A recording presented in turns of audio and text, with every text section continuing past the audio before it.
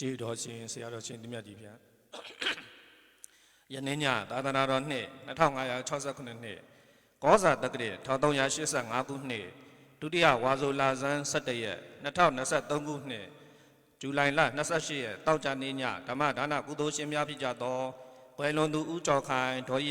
ရီမြစ်တို့အာယေစု၏သားသမီးမြေတစုရန်ကုန်မြို့ဖခင်ဦးလေးလွင်အာယေစု၏မိခင်တော်ခင်မြင့်အားအမှုထားလျက်ဒေါက်တာမျိုးနိုင်မေရှမ်းမိသားစုဝယ်လွန်သူခင်မွန်းဖြစ်သူဦးရွှေနှင့်သားဖြစ်သူမောင်နေဦးတို့အာယေစု၏ဒေါ်မမမြင့်ရန်ကုန်မြို့ဦးဝင်းနိုင်ထွေဒေါ်အေးကျူသမီးຫນွေမာဝင်းရင်နွယ်ထွန်းသားကိုအောင်တပ်ပိုင်အောင်မြို့တီဟန်မိသားစုအနန္တောနန္ဒ၅ပါးကိုဥထိတ်ထားလျက်ကွယ်လွန်သူမိဘများဖြစ်ကြသောဦးကြည်ဒေါ်တိုးတိုးကြည်ဥခင်မောင်သိန်းတို့အာယေစု၏ဦးဇာလီတင်၏44နှစ်ပြည့်မွေးနေ့အလှရန်ကုန်မြို့ဦးအောင်ကြည်ဒေါ်ဟင်းသာမိဘနှစ်ပါးအမှုထား၍သားကိုအောင်နိုင်ဦး53နှစ်ပြည့်သမီးစင်ရွှေအောင်34နှစ်ပြည့်မွေးနေ့အလှကြောက်ပတောင်းမြို့ဦးစံဒေါ်ဆက်ဝင်းအာယေစု၏သမီးဒေါ်တင်လှ80နှစ်ပြည့်မွေးနေ့တရားလူမုံရွာမြို့ဖေဖေဦးသက်ဆွေမေမေဒေါ်တန်းတန်းဆွေတို့အားမှုထား၍ဒေါ်ဖြူငိမ့်ချမ်းဆွေ၏မွေးနေ့တရားလူကွယ်လွန်သူမိဘများယေစု၏ဥဟန်တန်းဒေါ်တန်းတန်းမြင့်သားဒေါက်တာရဲဖြူမိသားစုနေပြီးတော့ဒေါက်တာဖြူဆွေ၏မွေးနေ့တရားလူမတ်တီတာရွှေစင်၏မွေးနေ့လူဥခင်မောင်တန်းဒေါ်နန်းအေးမွန်သမီးနန်းစုမွန်ဦးသားဆိုင်မင်းခန့်သမီးနန်းစုမွန်ဦးမွေးနေ့လူမြစ်စုရီမွေးမွတ်ရခန်းဝင်ပတိဘောကဆိုင်နှစ်ပတ်မိဘများအမှုထား၍ဦးထင်အောင်ဒေါ်သိင္ဂီမြစ်ဆွေမင်္ဂလာနှစ်ပတ်လက်တရားလူမအေးမြင့်မြတ်စိုးဒေါက်တာထေးဝင်းဒေါက်တာစန်းစန်းထွေးသမီးမတ်တော်ရာဝမ်ဦးသိန်းလှိုင်ဒေါ်တင်မေသမီးမဆင်မာမြင့်ဥခင်မောင်စိုးဒေါ်လှမြင့်သားအောင်ဖေကြည်စိုးမြေမမြတ်ထက်သာဆရာဦးအေးချစ်ညီမဒေါခင်မာချိုဒေါ်မြင့်မြင့်စိုးနဲ့မောင်နှမတစုဦးတန်းဦးဒေါ်ညွန့်ညွန့်လိုင်သားတီဟလင်းဦးသူရလေးဦးဒေါ်အေးမြတ်နဲ့မိသားစုကွယ်လွန်သူမိခင်ကြီးဒေါ်တင်ဦးဒေါ်ညင်းရွှေတို့အာယေစု၏ဦးရဲမောင်ကိုမျိုးနိုင်ထွန်းမတ်တဲနှင်းပြူမမျိုးတန်တာထွန်းကျဲပန်ဆေးတိုင်းမိသားစုဇူလိုင်30ရက်နေ့တွင်ကြာရောက်မိဒေါ်နှင်းနှင်း၏69နှစ်ပြည့်မွေးနေ့ကုသိုလ်တော်ဦးမြင့်တန်းဒေါ်မြင့်မြင့်ရွှေအာယေစု၏ကိုကျော်ကျော်အောင်မတ်ကြီးကြီးမာသားမောင်ဟိန်းထက်အောင်သမီးမတ်သွန်းစုတဲ့တဲ့စိန်အောင်ပုံနှိပ်တိုက်မန္တလေးမြို့ကွယ်လွန်သူဦးဝင်းမောင်မင်းယူဝေ2နှစ်ပြည့်အာယေစု၏ဇနီးဒေါခင်ဝင်းဤသားဦးတန့်ဝင်းနှင့်မြေတစုရန်ကုန်မြို့တို့မှစုပေါင်းဆင်ရင်ကျင်းပပြီးလို့အတော်အွန်လိုင်းဓမ္မသဘင်နဲ့ဆက်လင်း၍ကျေးတော်ရှင်ပမောက္ခချုပ်ဆရာတော်ဘုရားကြီးမှတရားဒေသနာတော်များဟောကြားချီးမြှင့်ပေးသနာတော်မူပါယံဘုရားတွေ့တော်ခြေတော်သောဥခတ်၍ရိုသေစွာလျှောက်ထားအပ်ပါသည်ဗျာ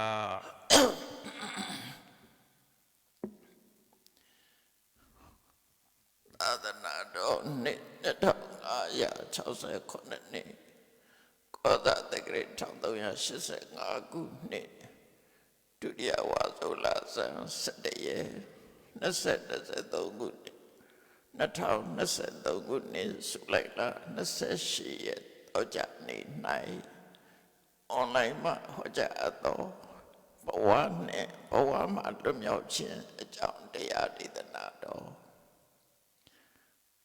ဘဝဆိုတဲ့စကားလုံးကပါဠိစကားလုံးပဲ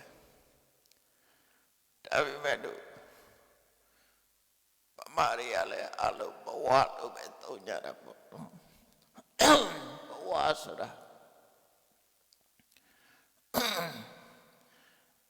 ခန္ဓာ၅ပါးရဲ့ခန္ဓာ၅ပါးရဲ့ဖြစ်ပေါ်မှုဘဝလို့ခေါ်တယ်အဲ့ဒီခန္ဓာ၅ပါးဘာကြောင့်ဖြစ်တုံးဆိုတော့ကံကြောင့်ဖြစ်တယ်ကံကိုကမ္မဘဝလို့ခေါ်ပြီးတော့ခန္ဓာ၅ပါးကိုတော့ဥပပတ္တိဘဝလို့ခေါ်တယ်ပဋိစ္စသမုပ္ပါဒ်မှာဥပါဒနာပစ္စယဘဝပစ္စယဇာတိတို့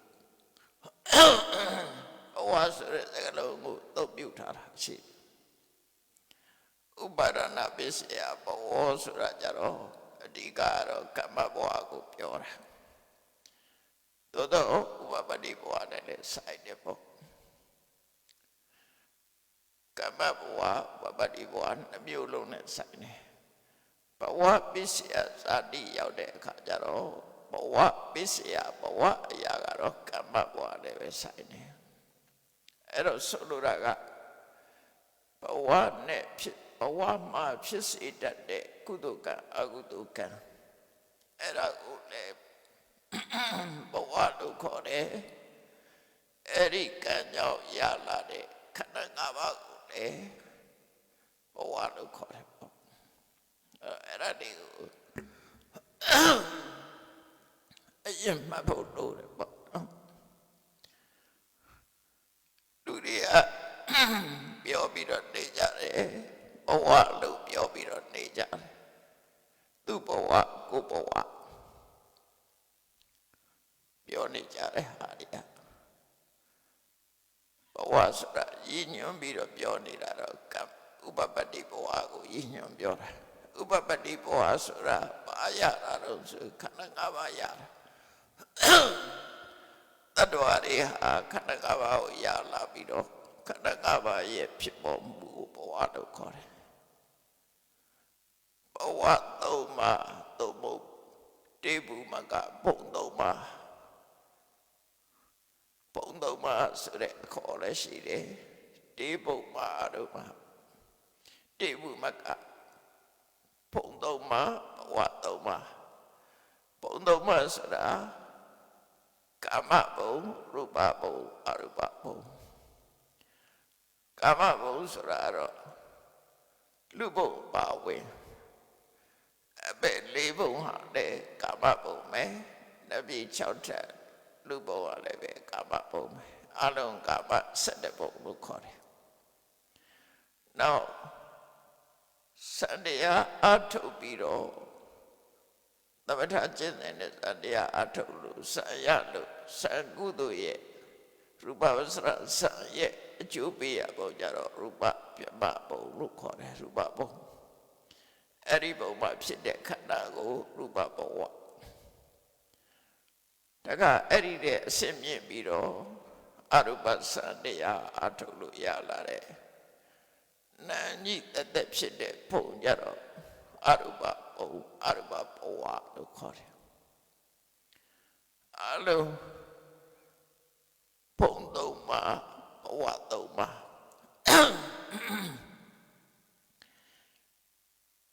သူကနဲ့သူအကျိုးပေးတာဖြစ်တယ်ပေါ့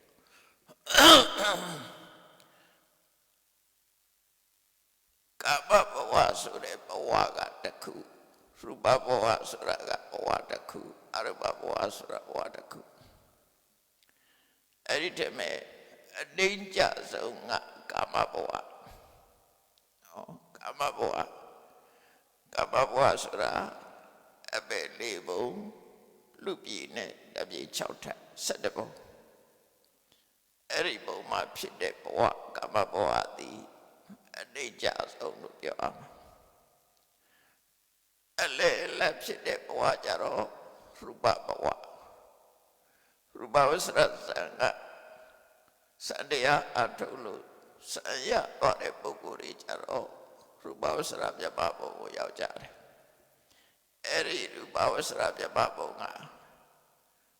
လက်တန်သားလို့ပြောတယ်နောက်တစ်ခါအရူပဘဝ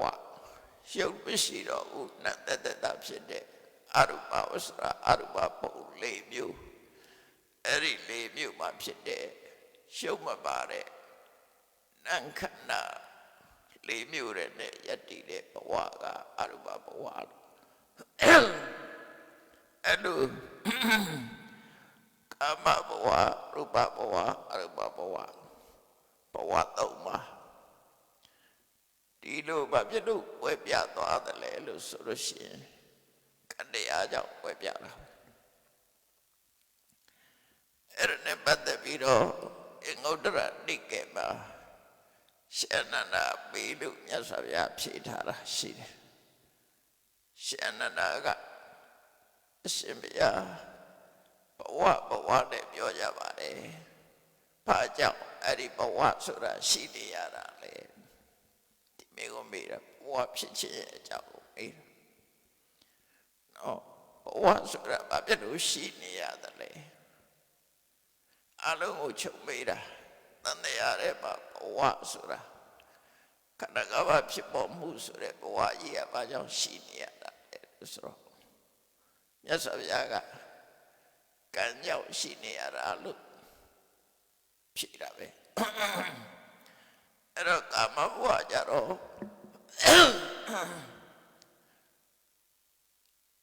ကာမဘဝ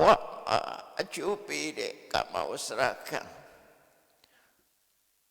ကာမဝဆရာကုသိုလ်ကံနဲ့အကုသိုလ်ကံကာမဝဆရာကုသိုလ်ကံနဲ့အကုသိုလ်ကံကကာမဘဝမှာအကျိုးပေးတယ်အကယ်၍အဲ့ဒီကံမရှိဘူးဆိုရင်ကာမဘဝဆိုတာမဖြစ်နိုင်ဘူးနောက်တစ်ခါရူပဝဆရာကုသိုလ်ဆိုတဲ့စံကုသိုလ်ကရူပဘုံမှာအကျိုးပေးတယ်အဲ့ဒီကံမရှိရင်လည်းရူပဘဝဆိုတာမရှိဘူးအရူပဝဆရာကုသိုလ်စေရနာကိုအရူပဝဆရာကံလို့ခေါ်တယ်အဲ့ဒီအရူပဝဆရာကံကအကျိုးပေးတဲ့ပုံကြတော့အရူပဘုံ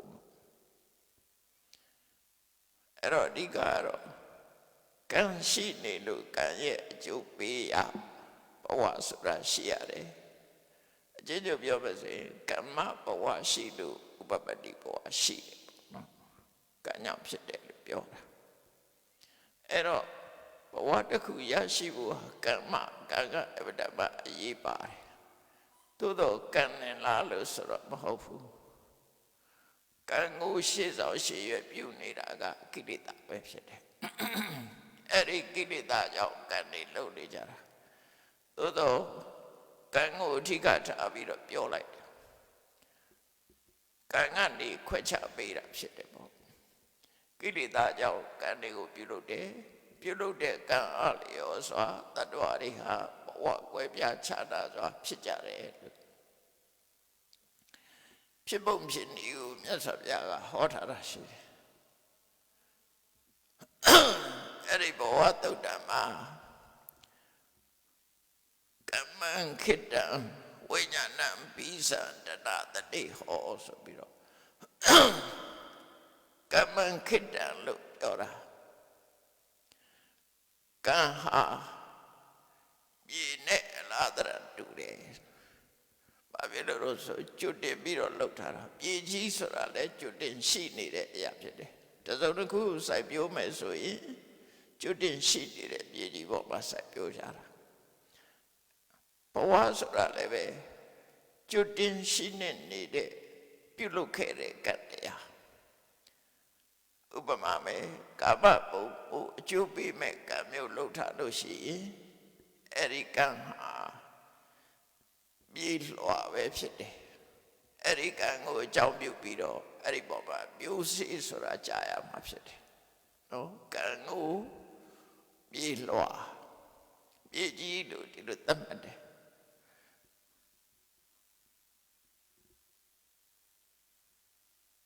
အဲ့ဒီမြေကြီးပေါ်မှာမျိုးစေ့လေးကိုချပြီးတော့စိုက်လိုက်တဲ့အခါအပင်ပေါက်တယ်ပေါ့ဒါလောကသဘာဝနဲ့တူတူပဲအဲ့ဒီကံဆိုတဲ့မြေလွှာပေါ်မှာဝိညာဏဆိုတဲ့ပဋိသန္ဓေမျိုးစေ့လေးတွေကြာသွားတယ်လို့သူဆိုလို့တယ်နော်ဥပမာနဲ့ပေးထားတာ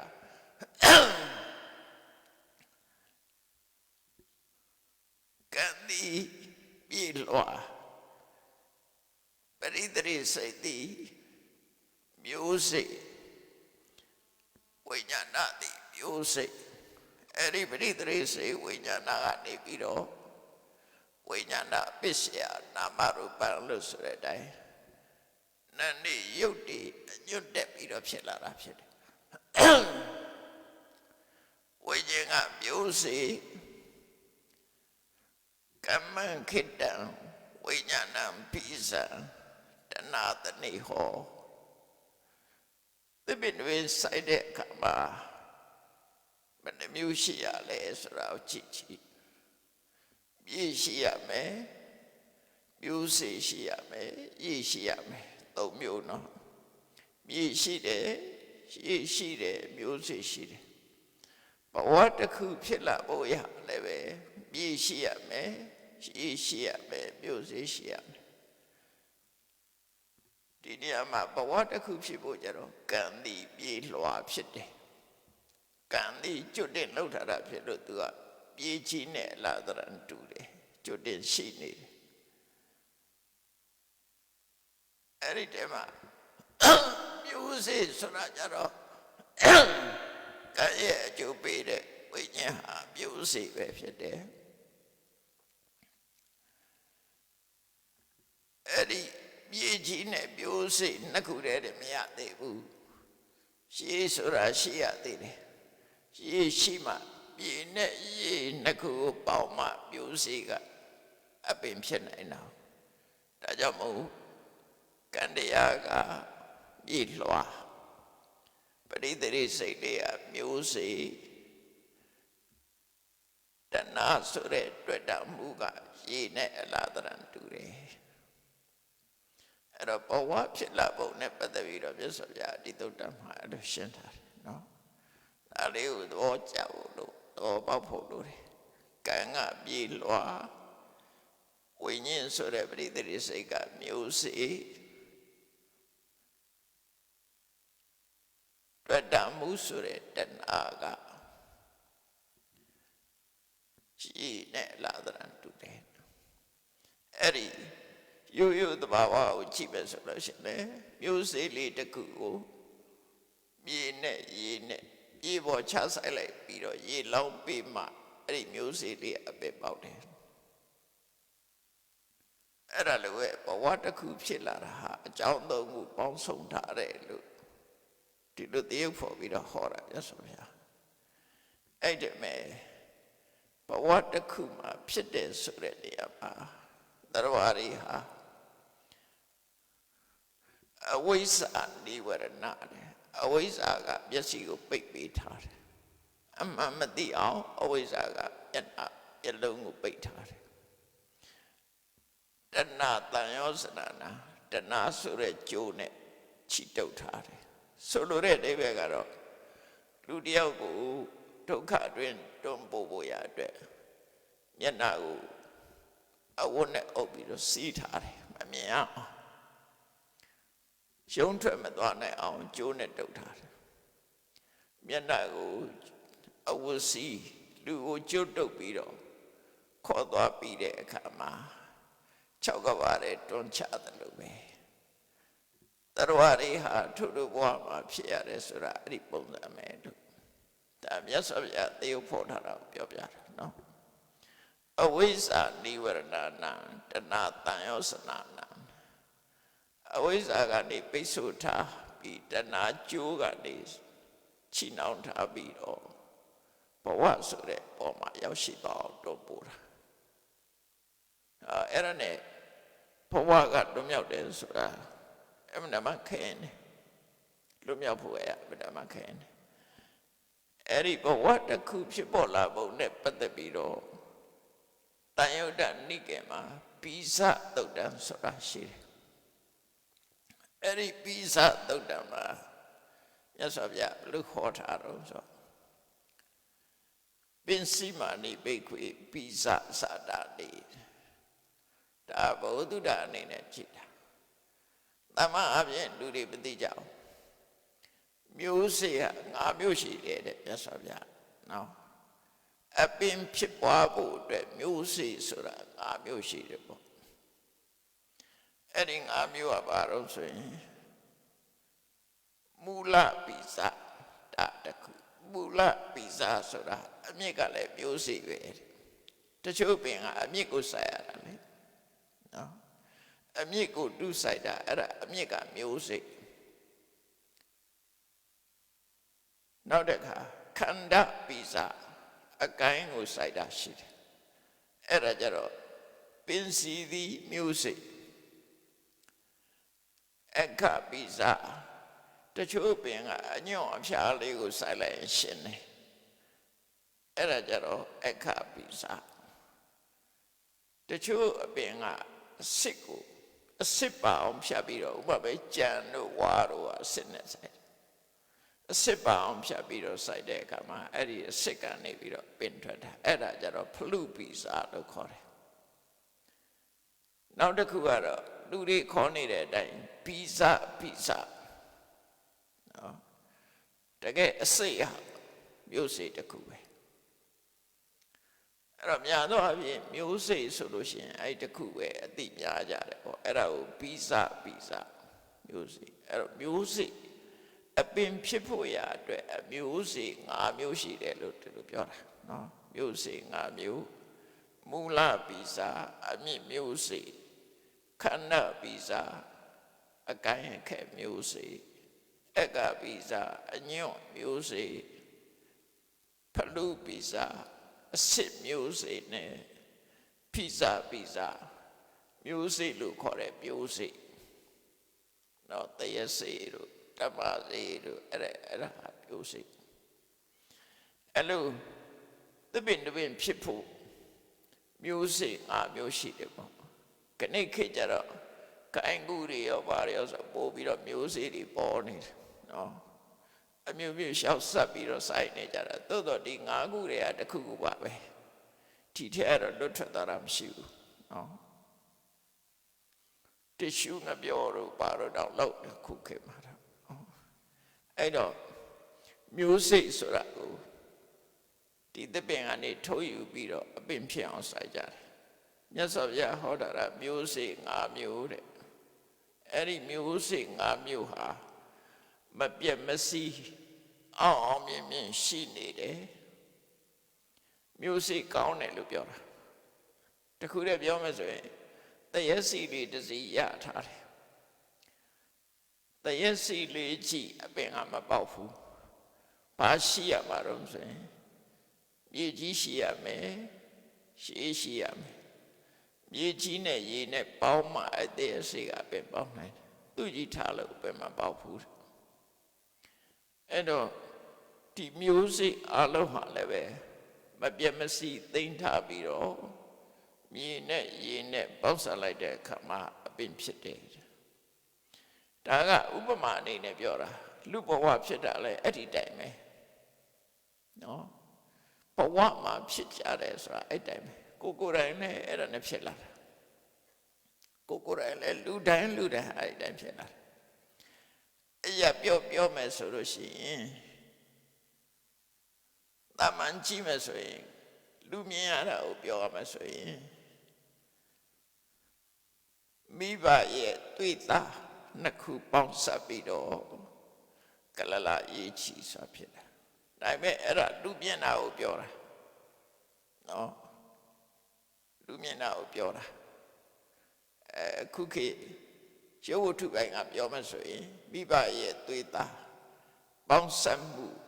အဲ့ဒီပေါင်းစပ်မှုကနော်အဲ့ဒီပေါင်းစပ်မှုနှစ်ခုဟာ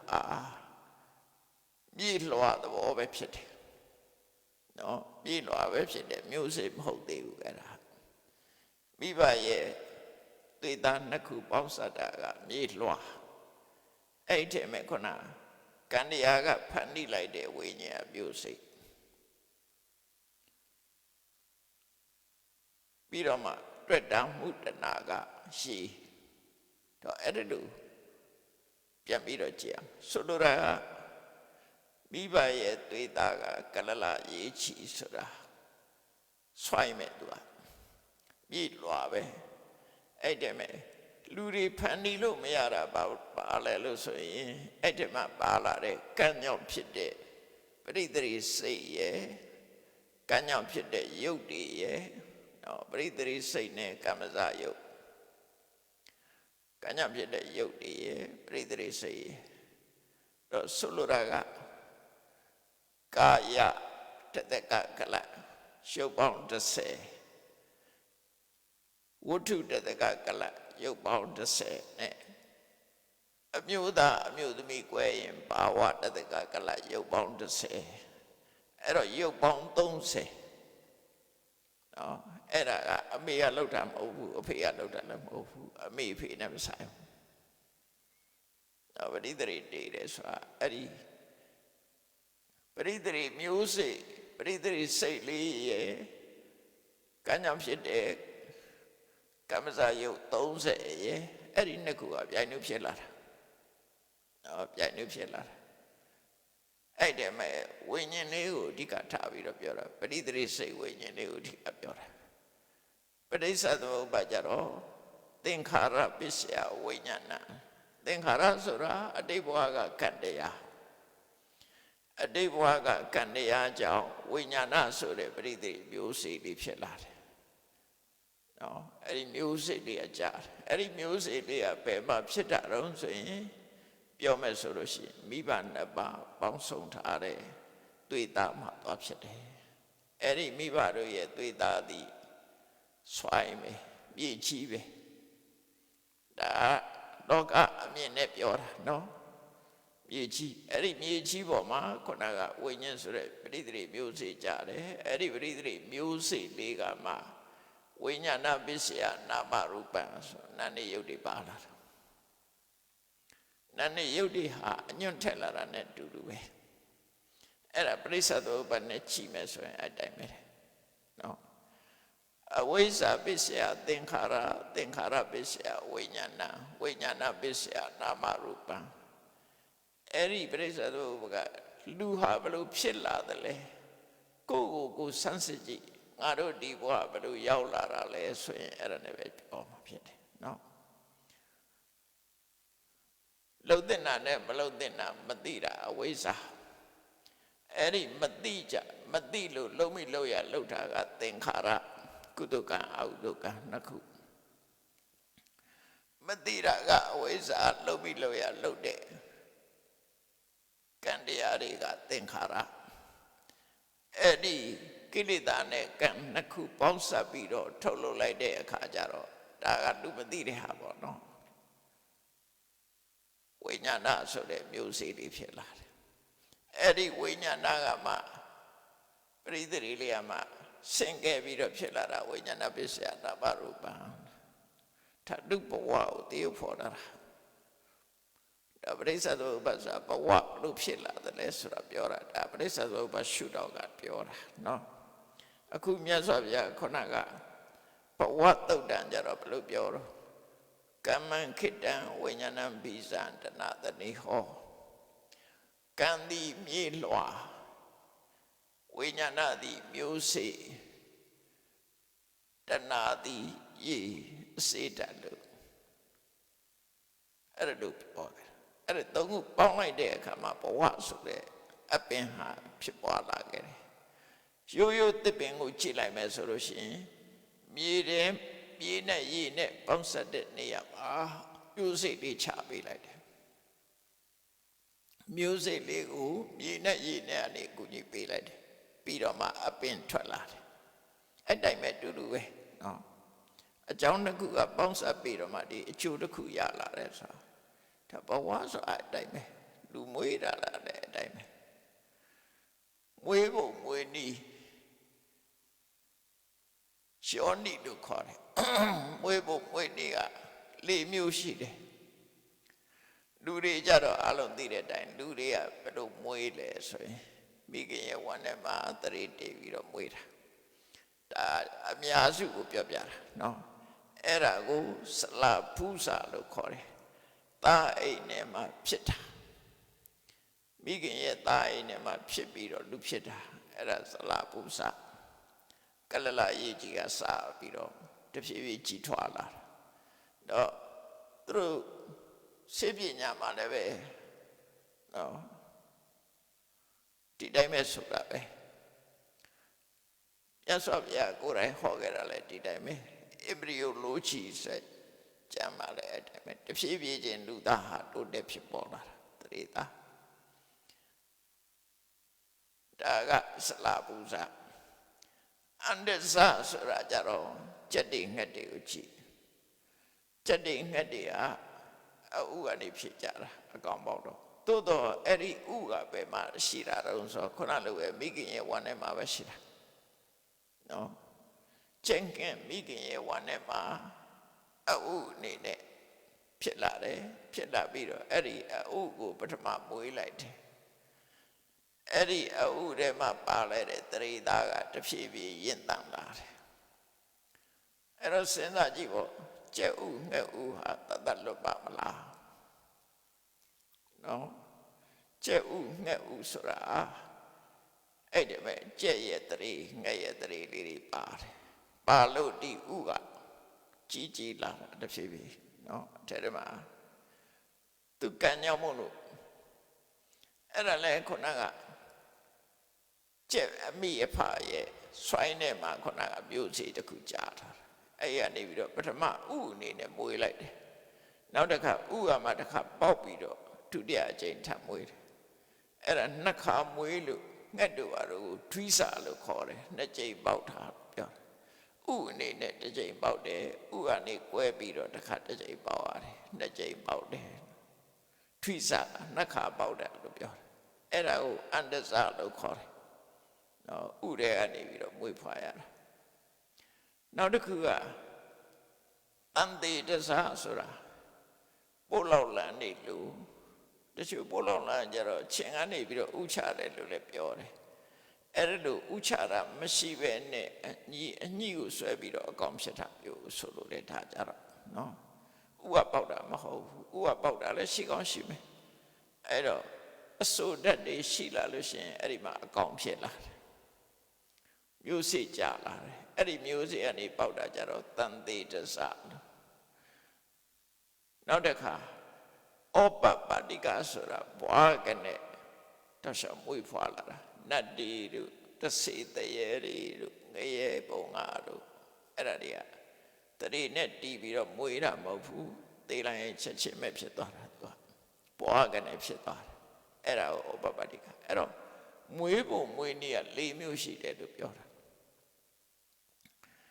အိမ်ထဲမှာဖြစ်ပြီးမွေးတာကတစ်ခုဥထဲမှာဖြစ်ပြီးမွေးတာကတစ်ခုရေအညိကိုဆွဲပြီးတော့မွေးတာကတစ်ခုဘွားကနေကိုထင်းရှားဖြစ်ပေါ်လာတာကတစ်ခုလို့အဲ့ဒါကိုယောနိ၄ပါးလို့ခေါ်တယ်ဘဝကိုဝင်ရောက်လာတာအဲ့ဒီနိလန်၄သွဲနဲ့ဝင်ရောက်လာတာလူတွေဟာဘဝထဲဝင်ရောက်လာတဲ့အခါဘယ်နှမျိုးနဲ့ဝင်ရောက်နိုင်လို့ဆို၄မျိုးလုံးနဲ့ဝင်ရောက်နိုင်တယ်တဲ့ဒါပေမဲ့အများစုကတော့ဒီကနေ့ခေတ်မှာလူဘဝဝင်ရောက်လာတာကစလာဖူးစာသားအိမ်တွေကနေဝင်ရောက်လာတာများတယ်ပေါ့နော်ခုနဟာမျိုးတွေလည်းရှိနိုင်တယ်မြတ်စွာဘုရားလက်ထက်ကရှိတယ်တန်တေရဇဆိုတာပောက္ခရတတိပုံနာတို့ပတုမထေဝီတို့ဆိုတာအဲ့ဒါတန်တေရဇတွေပဲတန်တေသူခေါ်တာပေါ့နော်သူတို့ကအဲ့ဒီအညိကနေဆွဲပြီးတော့ဖြစ်လာတာဩပပတိကတို့ပါတို့ဆိုတာကြတော့အဘပါဠိတို့အဲ့ဒါတွေကပွားကနေပေါ်လာတဲ့ဟာမျိုးတွေဒီလိုလည်းဖြစ်လာနိုင်တယ်ပေါ့နောက်တစ်ခါအန္တဇလူသားကြတော့အမှန်တမ်းရှားပါလိမ့်မယ်ကိဏယဥကနေပြီးတော့လူမွေးတာရှိတယ်တဲ့အခုခေတ်တော့ကိဏရာဆိုတာတော့ရှားတွေဖို့ခက်တယ်ကိဏရဥကနေပြီးတော့လူဖြစ်မွေးတာအဲ့ဒါကြတော့အန္တဇလူသားလို့ခေါ်တယ်ဩပပတိကကြတော့ကဘာဥကလူတွေဒါဩပပတိကတွေပေါ့အမေဖေးမရှိပဲနဲ့ပွားနေဖြစ်လာတာအဲ့တော့လူတွေဟာနိလန်၄သွဲနဲ့မွေးတယ်သို့တော့တကယ်အများဆုံးကတော့စလာပူဇာပဲများတယ်ပေါ့တော့အဲ့လိုလောကကြီးတဲ့ကိုဝင်ရောက်လာတဲ့ entry ပေါ့ဝင်ပေါက်ကအဲ့၄မျိုးရှိတယ်အဲ့လိုလုပ်ပြီးတော့လူတွေထဲမှာဝင်လာတယ်ဝင်ပုံဝင်နည်းကအမတမတူတယ်ဒါကြောင့်မြတ်စွာဘုရားပိစာသုတ်တံမှာမျိုးစေ့ဆိုတာ၅မျိုးရှိတယ်တဲ့အဲ့ဒီမျိုးစေ့၅မျိုးကမပြတ်မစီအကောင်ပကတိရှိနေတဲ့အခါမှာတဲ့မြေမရှိဘူးရေမရှိဘူးဆိုရင်လည်းမပေါက်ဘူးတဲ့မြေလည်းရှိတယ်ရေလည်းရှိတယ်ဆိုရင်အဲ့ဒီမျိုးစေ့ကပင်ပေါက်တယ်ဒါရှင်းရှင်းလေးပဲဥပမာပေးတာနော်အဲ့ဒါရေပေါက်လာတယ်တဲ့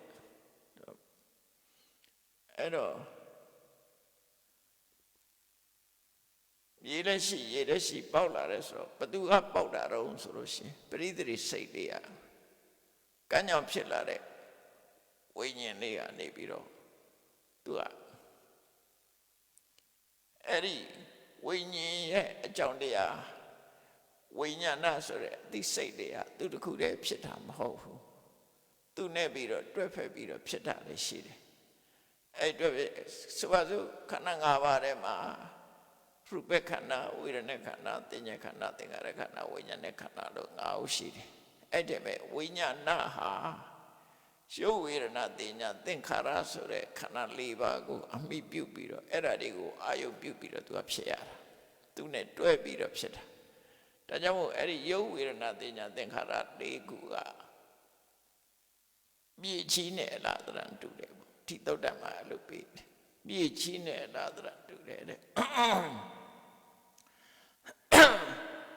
နောက်တစ်ခါမြေကြီးရှိုံနဲ့မဖြစ်ဘူးရေရှိဖို့လိုသေးတယ်ရေကဘာလို့ဆိုရင်ကိလေသာဒီနေရာမှာအဓိကတဏှာပဲနော်အဲ့တော့မျိုးစိတ်လေးတစ်ခုဟာမြေနဲ့ရေနဲ့ပေါင်းစပ်မှပေါက်တယ်လို့မျိုးစိတ်ဆိုတာကတော့ဝိညာဉ်ပဲနော်ပရိသေရိစိတ်လေးကမျိုးစိတ်ပရိသေရိစိတ်လေးရဲ့မိယာဖြစ်တဲ့ရုပ်ဝေဒနာတင်ညာသင်္ခါရခန္ဓာ၄ပါးကမြေကြီးတဏှာကရေပေါင်းစပ်လိုက်တဲ့အခါမှာဘဝဆက်ဖြစ်လာပြန်တယ်ဒါကမြတ်စွာဘုရားရှင်းပြတဲ့ဥပမာဒီပိဇာသုတ်တံမှာရှင်းပြတယ်အဲ့လိုဆိုလို့လေအဲ့တော့ဟုတ်ပြီဘဝတစ်ခုရလာတာဟုတ်ပြီဘုန်းကြီးတို့တွေဘဝရလာပြီးတဲ့အခါမှာဘဝဟာအကြောင်းတရားတွေရဲ့ပံ့ပိုးမှုနဲ့ရပ်တည်ပြီးတော့နေကြတယ်လူတွေဆိုလို့ရှိရင်နေ့စဉ်နဲ့တရားတွေဟာနေ့စဉ်နဲ့အစာအာဟာရတို့ဥတုတို့အမိပြုပြီးတော့ဘဝမှာရပ်တည်နေကြတယ်ဥတုနဲ့အာဟာရကိုအမိပြုပြီးတော့ရပ်တည်နေကြတယ်ဥတုအာဟာရကောင်းရင်ကောင်းတယ်လို့တက်တန်နေရှိကြတယ်ဥတုအာဟာရညံ့ရင်ညံ့တယ်လို့ဖြစ်တယ်ကံကကြီးပဲအဆုံးဖြတ်ပေးတာမဟုတ်တော့ဘူးနော်သက်ရှိမှုမှာဥတုနဲ့အာဟာရနဲ့ဆိုင်တယ်ကံကကြီးပဲအဆုံးဖြတ်မပေးဘာဖြစ်လို့ကံကကြီးအဆုံးဖြတ်မပေးတာတော့ဆိုရင်စဉ်းစားကြည့်ရမှာကောရမမြတ်စွာဘုရားကသက်တော်80ပဲနေရတယ်တရားဓမ္မဘုရားပွင့်တယ်ကတ္တဗမြတ်စွာဘုရားက2000တန်းမှာဘုရားဖြစ်တာမို့သက်တော်2000နီးနီးနေရတယ်ပေါ့အဲ့တော့ကံကွာလို့လားလို့မေးမယ်ဆိုရင်ဘုရားဖြစ်ဖို့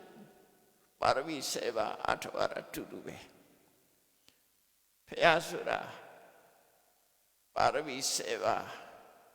ပါရမီ7ပါးကိုအဆင့်30နဲ့လောက်တဲ့အခါ30စရိယ3ပါးအဲ့ဒါတွေကိုဖြည့်ကျင့်မှဒီသိနေတဲ့ကဘာတသိဖြည့်ကျင့်မှဘုရားဖြစ်တာဖြစ်တယ်အဲ့တော့ကုသကံပါရမီတမ္ပါရကုသတရားတွေကိုစီဖို့အထောက်အတူတူပဲဘာဖြစ်လို့ကောရမဘုရားကအသက်တူပြီးတော့ကသဗ္ဗဘုရားဘာကြောင့်ရှေ့ရလဲဘာအကြောင်းလဲအကြောင်းတော့ရှိရမယ်ဆိုတော့အဖြေပေးထားတာကဥဒုနာဘောဇနေနအာယုဟာယတိပိဝတ္တတိပိတဲ့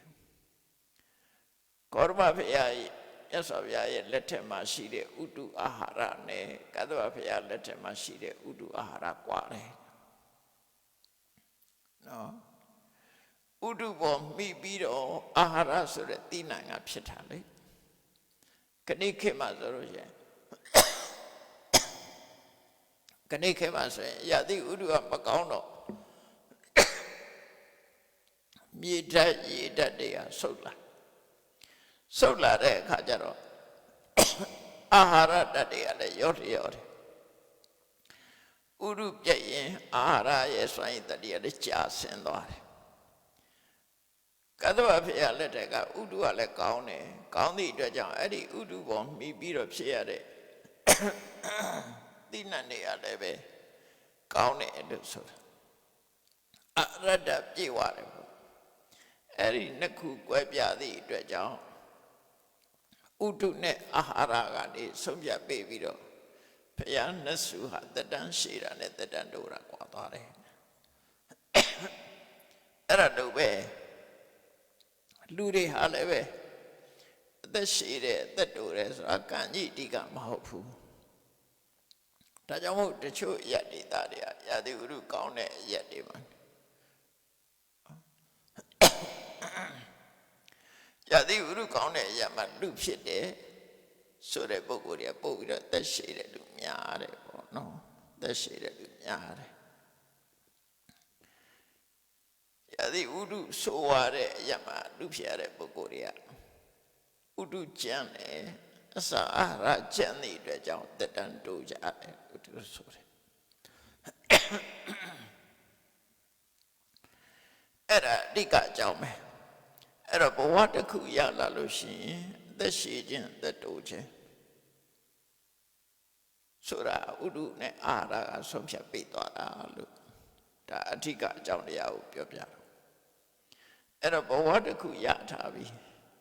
ရထားတဲ့အခါမှာဘာတွေလုပ်တယ်ဘာတွေလုပ်ကြလဲလို့ဆိုရင်လူဆိုတာကြည့်လေ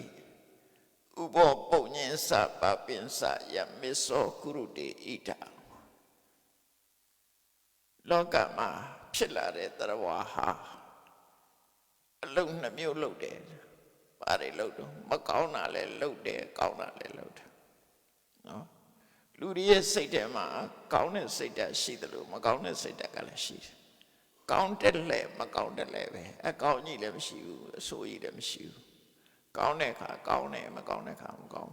အဲ့ဒါမကောင်းတဲ့အကုသိုလ်ဖြစ်တဲ့အခါဖြစ်တယ်ကောင်းတဲ့ကုသိုလ်ဖြစ်တဲ့အခါဖြစ်တယ်အဲ့ဒါတွေကိုမကောင်းတာဆိုရင်အကုသိုလ်ကံကောင်းတာလုပ်ရင်ကုသိုလ်ကံအဲ့ဒီကုသိုလ်ကံအကုသိုလ်ကံတွေဟာလှုပ်လိုက်တဲ့အချိန်ကနေစပြီးတော့ကိုယ်နဲ့သက်ဆိုင်မှုဖြစ်သွားတယ်ကိုလှုပ်တာကိုယ်နဲ့ပဲပတ်သက်တယ် responsible ကိုယ်ပဲတောင်းရှိသွားတယ်အဲ့ဒါကိုတင်ညှိတတ်တာတက္ကံဟောဒီကိုလှုပ်တဲ့အရာဒီကိုယ်နဲ့ပဲသက်ဆိုင်တယ်ကိုလှုပ်တာသူများနဲ့သက်ဆိုင်တယ်လို့မရှိဘူးကိုလှုပ်တာကိုယ်နဲ့ပဲသက်ဆိုင်တယ်ကိုစားလိုက်တဲ့အစာဟာကိုယ်ပိုက်တဲ့ရအောင်ကိုယ်ပဲကောင်းတာကောင်းခြင်းဆိုရင်ကိုယ်ပဲဝိခံမှာပဲလေဝန်းလျှောမဲ့အစားစားမိရင်ဝန်းလျှောမှာကိုယ်ပဲလျှောမှာတပြည့်လို့လျှောမှာမဟုတ်ဘူးအဲ့တော့အဲ့လိုကောင်းမကောင်းကံတွေကိုလှုပ်လိုက်တဲ့အခါမှာဖြစ်လာတဲ့ကံမကောင်းကံသည်ကိုယ်နဲ့ပဲသက်ဆိုင်နေဒီဘဝရင်သက်ဆိုင်တာလားလို့ဆိုမဟုတ်ဘူးတင်စအာရယကိစ္စတိတခြားပိုင်းဆိုင်မှုတွေကိုကိုယ်ယူမသွားပေမဲ့လို့ကိုလှုပ်ထားတဲ့အဲ့တော့နောက်ဘဝသွားရင်လည်းပါသွားတယ်ဟုတ်လားနော်မယူခြင်းမဘူးလို့ထားခဲ့လို့လည်းမရဘူးတင်စတအနုကံဟောတိဘဝတန်တရားခီးမှာသူကနောက်ကပါနေမှာပဲဘာနဲ့ဥမာတူတော့ဆိုအယိတ်နဲ့ဥပမာလူသွားရလူရဲ့အယိတ်ကရှိနေတယ်အမြဲတမ်းအယိတ်ကိုထားခဲ့မယ်လူပဲသွားမယ်လို့မရဘူးနော်လူနဲ့အယိတ်ဟာခွဲလို့မရအဲ့ဒါလို့ကံတရားတွေဟာအဲ့ဒါလို့လိုက်ပါတယ်လို့ပြောတယ်လိုက်ပါသည့်အတွက်ကြောင့်ကံတရားတွေရဲ့စီမံမှုထိုကံတရားတွေပေါ်မှာဘယ်သူကနေတခါဥဆောင်နေတော့ဆိုရင်ကိလေသာတရားဥဆောင်နေပြန်နော်ကိလေသာတရားဥဆောင်အဲ့ဒီကိလေသာဆိုတဲ့ထဲမှာတန်တရားထဲမှာဥဆောင်မှုပေးနေတာကအဝိဇ္ဇာနဲ့တဏှာဒီနှစ်ခုပဲပရိစ္ဆေသောဘတ်မှာမူလနှစ်ဖြာဆိုပြီးတော့ပြောထားတာအခြေခံနှစ်ခု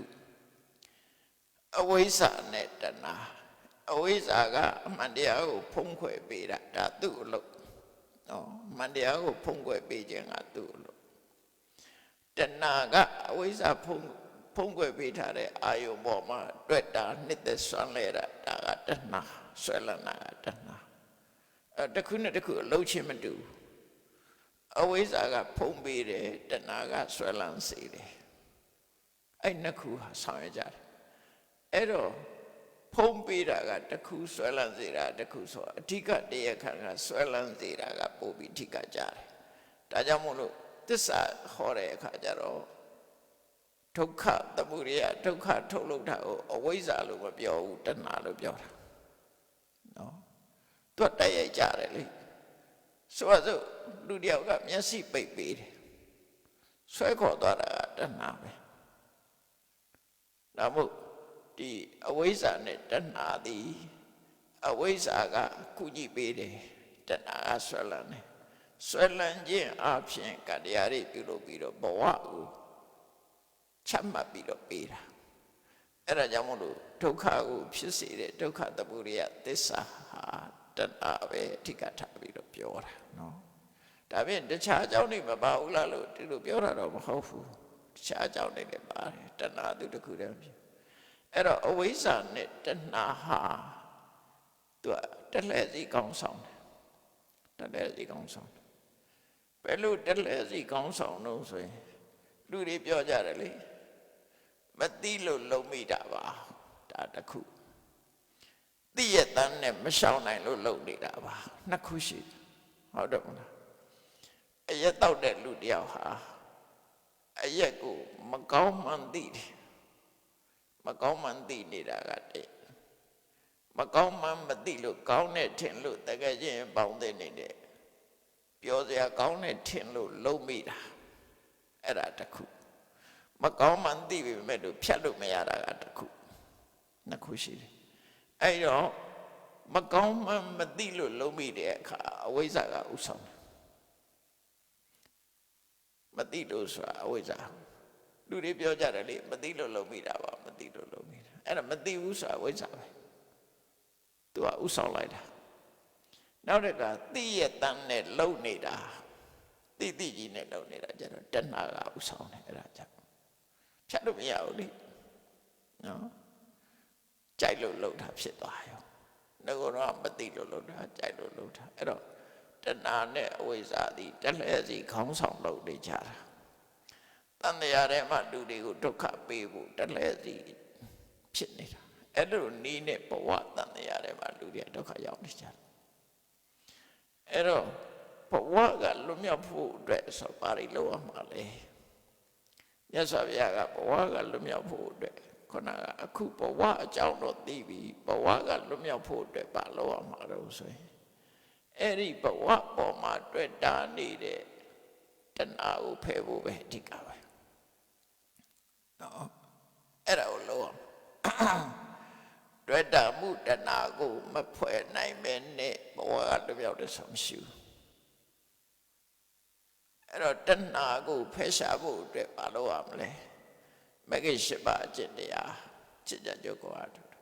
မဂ္ဂင်၈ပါးအကျင့်တရားဆိုတာတခြားမဟုတ်ဘူးပညာရဲ့စိတ်ကူးကြံစည်မှုရဲ့နောက်သမ္မာဝါစာသမ္မာကမ္မန္တသမ္မာအာဇီဝဆိုတဲ့သီလရဲ့သမ္မာဝါယာမဆိုတဲ့ဝီရိယရဲ့နော်သမ္မာတတိဆိုတဲ့တတိရဲ့သမ္မာသမာဓိဆိုတဲ့သမာဓိရဲ့သီလကိုအခြေခံပြီးတော့အသိပညာမှန်ကန်စွာတွေ့တော်မူမှန်ကန်စွာကြိုးစားမှုမှန်ကန်စွာအမှတ်ရမှုနဲ့မှန်ကန်စွာစိတ်တည်ငြိမ်မှုဒီ၅ခုအလုံးပေါင်းတော့မဂ္ဂင်၈ပါးဒီမဂ္ဂင်၈ပါးနဲ့ဘာလို့ရမလဲဆိုရင်ဘဝရဲ့အပြစ်ကိုမြင်အောင်ကြည့်ရမယ်ဘဝရဲ့အပြစ်တွေကိုမြင်အောင်ကြည့်ဖို့လိုတယ်တမန်အားဖြင့်ဆိုရင်ဘဝရဲ့အပြစ်ကိုမြင်နဲ့ပြန်မေ့သွားတာပဲဘဝဆိုတာကောင်းတဲ့အကွက်ရှိတယ်လို့ပဲမကောင်းတဲ့အကွက်လည်းရှိတယ်နော်ကောင်းတဲ့အပိုင်းရှိတယ်ကောင်းတဲ့အပိုင်းကဘာလို့ဆိုရင်ဘဝရလာသည့်အတွက်ကြောင့်ပြောရတယ်ရွှင်ရတယ်ပညာတွေသင်ရတယ်ပေါ်စသဖြင့်လူတွေကจิตနဲ့ဝမ်းသာနေကြတယ်ဘဝရထားလို့ဒါဘဝရဲ့ကောင်းကွယ်ပဲဘဝရဲ့အပြစ်ကဘာလို့ဆိုဘဝကြီးဟာမတည်ငြိမ်တာပဲတော့ကြစိတ်ဒုက္ခရောက်လိုက်ကိုယ်ဒုက္ခရောက်လိုက်တော့တစ်ခါပြောစရာဖြစ်လိုက်တော့တစ်ခါစိတ်ကြီးစရာဖြစ်လိုက်နေပြီးတော့ဘဝကြီးကမတည်မြဲဘူးတဖြည်းဖြည်းအိုမင်းလာတယ်ယောဂရလာတယ်နောက်ဆုံးသိသွားပြန်တယ်ကိုယ်လူဆန္ဒနဲ့ဆန့်ကျင်ပြီးတော့ဖြစ်တယ်မဟုတ်ခြင်းမဲ့အိုမဲမနာခြင်းမဲ့နာမဲမသိခြင်းမဲ့သိမဲဒါဆန့်ကျင်မဲ့ဒီဖြစ်တယ်ဘဝကြီးကမတည်မြဲတာဟာကျင့်တဲ့ဆရာမကောင်းတာကောင်းတဲ့ဘဝဆိုရင်လူကတည်ခြင်းဒီတိုင်းနေခြင်းနဲ့လေဘဝမှာဒီလူပြိုပြီးတော့ရှိရှိနဲ့ပြောရွှင်ရွှင်နေခြင်းနဲ့ရအဲ့ဒီမရနိုင်တဲ့အနေအထားကြီးကဘဝမှာစိတ်ပြည့်စရာကြီးပဲတို့ဆိုလို့တယ်အဲ့တော့ဘဝကထွတ်မြောက်ဖို့အတွက်ကြတော့ဘာရှိလဲဘဝပေါ်မှာတွေ့တာနေတဲ့လူချင်းနေတဲ့တဏှာကိုဖယ်ရမယ် ကောင်းတာကိုတဏှာဆိုတာကောင်းတဲ့အကွက်ကိုကြိုက်တယ်သူကကောင်းတာလေးနဲ့တည်းပဲလူတွေကကြိတ်မိတ်ခံစားနေကြဆိုပါစို့သွေးတို့ယောဂရှိတဲ့လူတွေတို့စီးကျယောဂရှိတဲ့လူတွေတို့ဆိုပါစို့အချိုးမတည့်ဘူးဒါပေမဲ့သူကအချိုးကြိုက်တယ်မတည့်မှန်းသိရတဲ့နဲ့စားတာဒုက္ခကိုကြိတ်မိတ်ခံနော်ဒုက္ခကိုကြိတ်မိတ်ခံလိုက်တယ်လူဆိုတာတဏှာကကြိုက်လာပြီဆိုလို့ရှိရင်တော့တိတိကြီးနဲ့လောက်တော့တာပဲ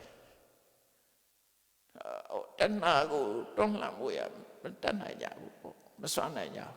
ဒါကြောင့်မို့အဲ့ဒီတဏှာဆိုတဲ့တွေ့တာမှုကြိုက်နေတဲ့မှုအဲ့ဒါကိုတွန်းလှန်ဖို့လိုတယ်ပေါ့ဘဝတွေကထွက်မြောက်ဖို့ဆိုတာလေတဏှာကိုတွန်းလှန်အဲ့တော့တဏှာကလည်းပဲ၃မျိုးရှိတယ်ကာမတဏှာကာမတဏှာဆိုတာမျက်စိနာနာလျှာကာယမနနဲ့ဆုံတွေ့ရတဲ့အစင်တန်နာရတာအထိတွေ့အာယုအဲ့ဒါကိုကာမဂုဏ်တွေကိုနဲ့ပတ်သက်တဲ့အာယုတွေကိုကြိုက်နေတဲ့တာကာမတဏှာလို့ခေါ်တယ်ဒါဒီ၅မျိုးတည်းနဲ့ပြောလိုက်တာတရုပ်ဖို့ပြီးတော့ပြောမယ်ဆိုရင်အများကြီးပေါ့ရွှေကြိုက်တာလားစိန်ကြိုက်တာလားငွေကြိုက်တာလားတိုက်ကြိုက်တာလားကားကြိုက်တာလားနော်အများကြီးပဲပေါ့ပစ္စည်းနဲ့ပြောမယ်ဆိုလို့ရှိရင်အများကြီးဖြစ်သွားအဲ့တော့ပစ္စည်းနဲ့မပြောဘဲနဲ့သဘာဝနဲ့ပြောရင်မျက်စိတည်းကမြင်တာကိုကြိုက်တယ်နားကကြားတဲ့အသံကိုကြိုက်တယ်နှာခေါင်းကရှူရတဲ့အနံ့ကိုကြိုက်တယ်အရသာကိုကြိုက်တယ်အထီတွေကိုကြိုက်တယ်အဲ့ဒီကြိုက်မှု၅မျိုးနဲ့ပတ်သက်ပြီးဖြစ်တဲ့တဏှာကိုကာမတဏှာလို့ခေါ်တယ်နောက်ဘဝတဏှာဆိုတာဘဝနဲ့ပတ်သက်ပြီးတော့จิตနှံ့နေတဲ့တဏှာတနည်းအားဖြင့်သာဝရဘဝလိုချင်နေတဲ့ဘဝတည်မြဲတဲ့လူယူဆပြီးဘဝမှာအမြဲနေခြင်းတဲ့တဏှာသည်ဘဝတဏှာတခါတရံကျတော့ဘဝဟာသာဝရလို့ထင်မှတ်ပြီးတော့တတ္တဒိဋ္ဌိနဲ့ရှင်တွဲတဲ့တဏှာကိုလည်းဘဝတဏှာလို့ခေါ်တယ်နောက်တစ်ခါရူပဘုံအရူပဘုံကိုတွေ့တာလည်းဘဝတဏှာလို့ခေါ်တယ်နောက်ဝိဘဝတဏှာကြတော့ဘဝမရှိတာကိုကြိုက်တယ်လူဆိုတာအမျိုးမျိုးပဲရှိတာကြိုက်တဲ့လူရှိသလိုမရှိတာကြိုက်တဲ့လူလည်းရှိတယ်နော်လိုက်ပြီးတော့လူတွေကိုသူတည်တနာလုပ်ကြည့်ရှိတာကြိုက်လားမရှိတာကြိုက်လားဆိုမရှိတာကြိုက်တဲ့လူဖြေတဲ့လူကရှိမယ်နော်အဲ့တော့မရှိတာကြိုက်တာဘဝမရှိတော့ဘူးဆိုရင်ကြိုက်တဲ့လူကအဲ့ဒါဝိဘဝတဏှာလို့ခေါ်တယ်ဘဝမရှိတော့တာမမြဲတာကိုကြိုက်တဲ့လူအဲ့တော့ရှိတာကြိုက်တဲ့လူကတစ်မျိုးမရှိတာကြိုက်တာအဲ့ဒါကကာမတဏှာအပြစ်မကလွယ်မာတဲ့အတွေ့အထိပါတဲ့တဏှာလို့ပြောတာအဲ့ဒီတဏှာတွေကဘောနုဘဝိကနောက်ဘဝကိုဖန်တီးနေတဲ့အရာတွေသာဖြစ်တယ်ဒါကြောင့်မလို့နောက်ဘဝဆိုတာဘဝကလွတ်မြောက်ဖို့အတွက်ဘာကိုပယ်ရမလို့ဆိုတဏှာကိုပယ်ရ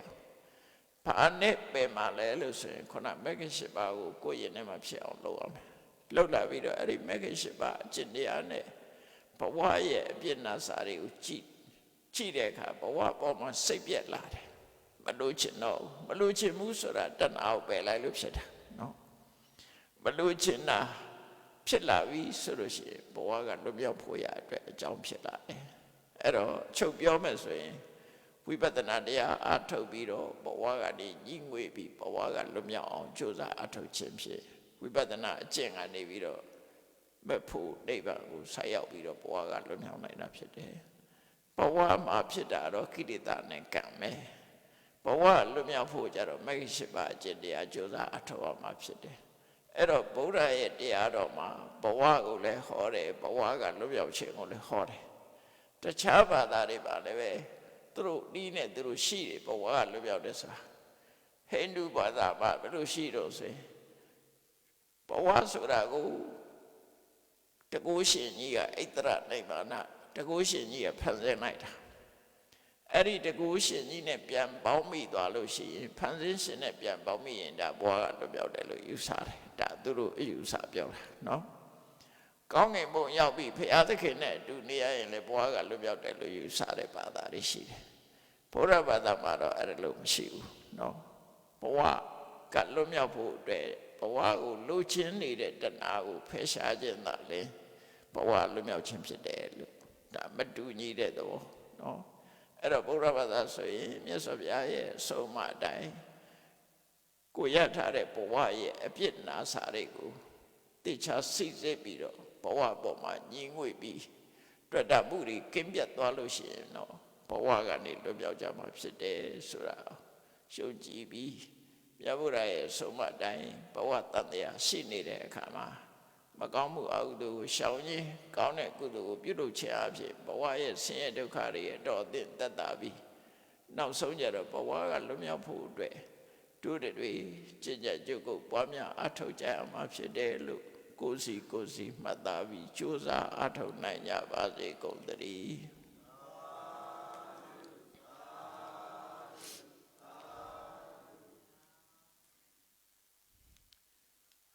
ရှိစေချာအရှင်ဖေယဖေယတပည့်တော်တို့သည်ဓမ္မအသိဉာဏ်ရရှိမှသာလျှင်နိဗ္ဗာန်ချမ်းသာကိုမျက်မှောက်ပြုနိုင်ပါသောကြောင့်ဓမ္မအသိဉာဏ်ရရှိစေရန်ရှိတညလျက်ဓမ္မတပင်ဆင်ကျင်ပါပြုလုပ်ကြ၍အမတဒါနဓမ္မဒါနတရားအလှကိုပေးလူကြပါကုန်၏တရားတော်မြတ်ကိုရုပ်သိလေးမြတ်စွာမမတ်သားသာအာယုံထားလျက်နာကြားကြပါကုန်၏တရားတော်မြတ်ကိုတတ္တဗဝတ္ထုအစွတ်တို့ဖြင့်ပူဇော်ကြပါကုန်၏ယနေ့ယခုအထုပ်ပြုလို့ရသောဤကားမှုသည်နိဗ္ဗာန်ချမ်းသာ၏အကြောင်းထောက်ပံ့ဖြစ်ပါစေတည်းဤကားမှု၏ဖို့ဘာကကိုအမိအဖအဖိုးအဖွာဆွေမျိုးညာတိတို့အားကုသိုလ်အမြတ်ဝေငှပါကုန်၏သာသနာတော်ဆောင်နှင့်လောကဆောင်တတ်တို့အားကုသိုလ်အမြတ်ဝေငှပါကုန်၏31ဘုံကျင့်လီကုန်သောလုံးစုံများစွာတတ္တဝါတို့သည်ကုသိုလ်အမြတ်ကိုယ်စီရကြကုန်သည်ဖြစ်၍ကိုယ်စိတ်နှပြချမ်းသာကြသည်ဖြစ်ကြပါစေကုန်သတည်း